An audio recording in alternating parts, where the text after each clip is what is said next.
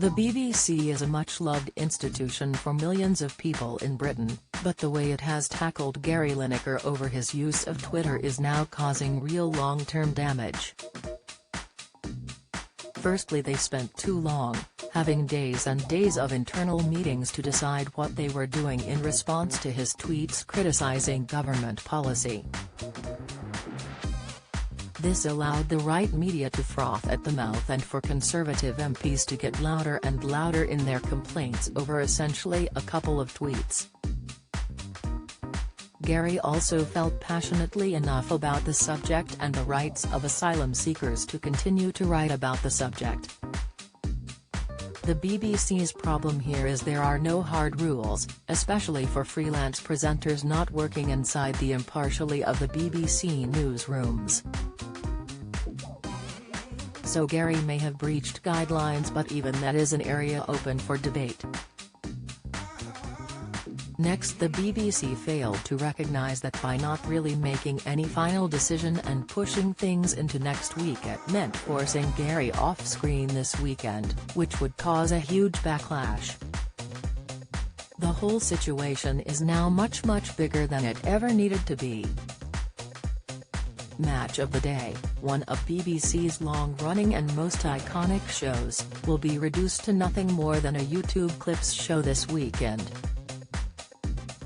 As I write this, Football Focus has also been cancelled. The BBC cannot ban every person who appears on their programmes from having political opinions. As has been well documented, others like Lord Sugar and in days gone by Jeremy Clarkson voiced them loudly and regularly and stayed in their jobs. Perhaps asking high-profile names to add personal views, not those of BBC, into their Twitter bios would solve this problem instantly. Although most people with a degree of intelligence would already know Gary was expressing personal views. Perhaps it was just a view some people at the BBC didn't like that is the real problem. A further issue is the idea that Lineker is biased and so, because of his views, he can't work for the BBC. On that basis, you may need to clear out more than just Gary next week.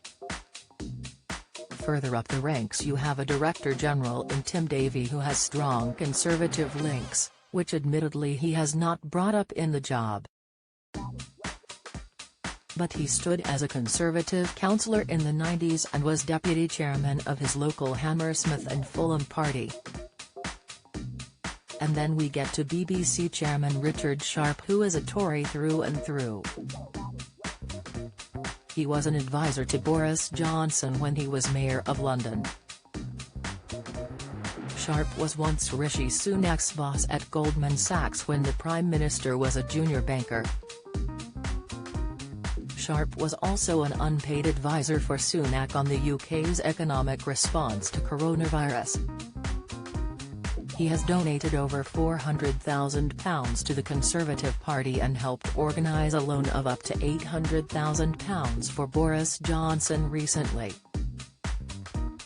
But yet, when this emerged last month following a parliamentary report, his spokesman gave an apology and he has continued in his job. So with these factors, the Conservatives wanting Lineker out and millions of fans wanting him back on screen, it is a big mess. Do the BBC now try to defend their reputation and wriggle out with Lineker back on the box next week and some rewording of guidelines perhaps, or go all-out attack and force Gary to walk out and please some Tories but risk shattering their reputation? Having dragged things into a second week, I just hope this extra time doesn't see Gary pay the penalty.